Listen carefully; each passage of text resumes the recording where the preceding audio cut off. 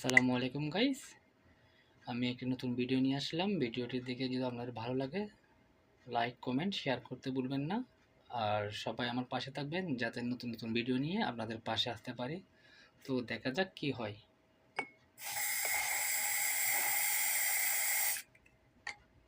আসুন দেখি কি হয়।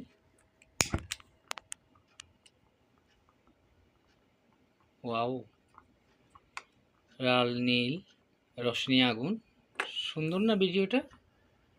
সবাই লাইক কমেন্ট শেয়ার করে দিবেন।